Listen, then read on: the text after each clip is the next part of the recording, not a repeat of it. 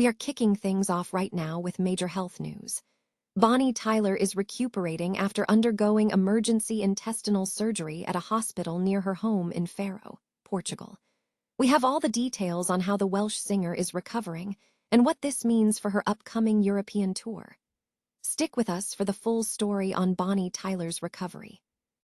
Never get caught with a dead phone again. This INIU portable charger is compact, travel-friendly, and gives you fast 45-watt charging with a built-in USB-C cable, so there's no need to carry extra cords. With 10,000 mAh power, it's perfect for busy days, trips, emergencies, or anytime your battery drops too low.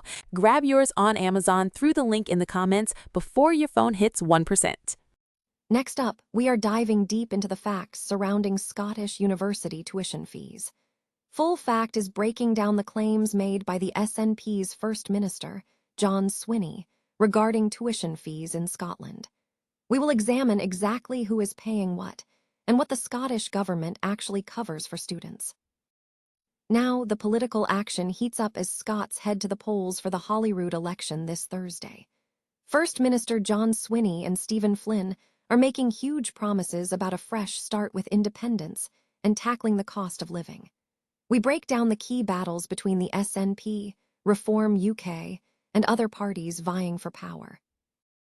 And finally, we close with a powerful call to action. Your local guardian urges everyone to vote in today's election and partake in this fragile gift of democracy.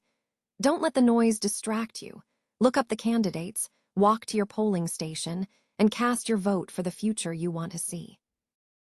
Welsh singer Bonnie Tyler is recovering well after undergoing emergency intestinal surgery. The news was shared on Wednesday via her Instagram, informing her 240,000 followers that she had been admitted to a hospital near her home in Faro, Portugal, for the procedure. In her post, Tyler confirmed that the surgery was successful and she is now recuperating. She expressed gratitude to her family, friends, and fans for their concern and well wishes for a swift recovery. Bonnie Tyler, whose real name is Gaynor Hopkins, achieved international stardom in the 1980s following the massive success of her hit single, Total Eclipse of the Heart, which topped the charts in both the UK and the US. Known for her distinctive husky voice, Tyler has released numerous chart-topping songs, including Holding Out for a Hero, It's a Heartache, and If You Were a Woman and I Was a Man. The Grammy-nominated artist is scheduled to tour Europe later this year to commemorate the 50th anniversary of her 1976 hit, Lost in France, which achieved chart success across Europe. Her upcoming schedule includes performances in Malta and Germany this month, alongside shows across the UK, Austria, Hungary, Turkey, and Romania. Tyler previously represented the UK in the 2013 Eurovision Song Contest in Malmö, Sweden, with the song Believe in Me placing 19th. In recognition of her contributions to music, she was awarded an MBA in 2023, following her inclusion in the Queen's Birthday Honours List. A fact-checking review by Full Fact has clarified claims regarding university tuition fees in Scotland and exposed the use of AI-generated content in political campaigning. Regarding the assertion by SNP First Minister John Swinney that there are no university tuition fees in Scotland, Full Fact found the claim to be inaccurate. While the Scottish government covers the cost of up to 5 years of undergraduate study for eligible full-time students residing in Scotland, typically costing £1,820 per year, fees do apply to other categories. Students undertaking second undergraduate degrees or repeating previous years must pay fees, and postgraduate students are generally required to pay, although some may access funding through external grants or scholarships. Furthermore, students moving to Scotland from other UK nations or countries for their first undergraduate degree are not eligible for free tuition. A Scottish government study indicated that in the 2023-24 academic year, approximately 56% of postgraduate students and 12% of higher national and undergraduate students were paying tuition fees. The SNP defended its stance by stating that Scotland is the only part of the UK where undergraduate study is tuition-free. Separately, Full Fact investigated a video shared on Facebook ahead of elections in Scotland, Wales, and England that purported to show real voters discussing their choices. The review determined the video was entirely AI-generated, containing synth ID, an invisible watermark indicating content created or altered by Google's AI tools. Other suspicious elements, such as unusual writing on a bus stop and improbable shop names, were also noted. Full Fact stressed that such AI-generated content shared without disclosure can undermine democratic processes, urging the public to critically assess the trustworthiness of online media before sharing. Scots are set to head to the polls on Thursday for the Holyrood election, where voters will elect Scotland's 129 members of the Scottish Parliament across local constituencies and regional lists. Polling stations will operate from 7 a.m. to 10 p.m. A key procedural difference from previous elections, excluding 2021 due to the pandemic, is that votes will be counted on Friday, with results expected late that evening.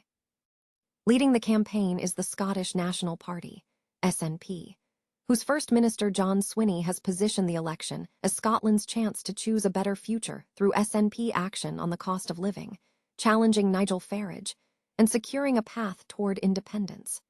Swinney emphasized that voting for the SNP could yield a majority government capable of prioritizing living costs and pursuing independence.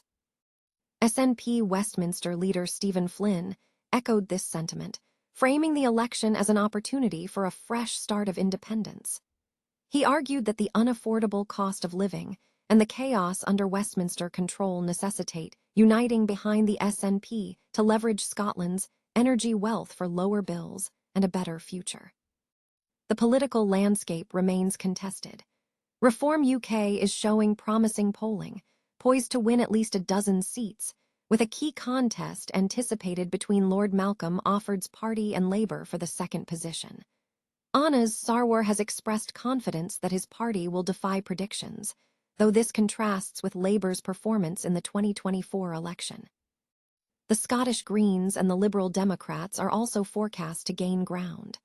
The Greens are expected to contest their first local constituency, with co-leader Gillian Mackay stressing that their vote supports a fairer, greener and independent Scotland, and rejects the division caused by Reform UK. Conversely, forecasts suggest the Scottish Conservative Party may face a significant downturn, with Russell Finley's party projected to lose votes and seats, potentially ending a decade-long trend of holding the unionist vote in Scotland. Campaign platforms have been sharply focused on economic issues. The SNP has centered its message on capping bus fares and essential prices. Reform and the Scottish Tories are focusing on tax cuts, while Scottish Labour is also advocating for tax reductions contingent on an Anna's Sarwar-led government initiating economic recovery. The Scottish Greens have proposed increased taxation to fund universal free bus travel, and the Scottish Lib Dems have prioritized the NHS and social care in their campaign. In a timely appeal to the electorate, your local Guardian urged readers to participate in today's election, framing voting as a crucial action to preserve a fundamental right often taken for granted by the majority of the world's population. The column emphasized that the freedom to vote is the bedrock upon which liberties, rights, and societal responsibilities are built. The author acknowledged the pervasive issue of political spin and the tendency for politicians to obscure difficult choices. However, the piece argued that while political discourse can be misleading, it is vital not to abandon democratic freedom during a period of existential crisis for liberal democracy. The author suggested that voters should not dismiss the current state of democratic processes entirely. Despite acknowledging political imperfections and disagreements, the writer maintained a hopeful outlook, asserting that the vast majority of politicians they know are genuinely striving to serve their communities. Focusing locally, the report highlighted the diversity of candidates available in Merton, including major parties, minor parties, and independents, encouraging readers who have not yet voted to research candidates and cast their ballot for whomever they choose.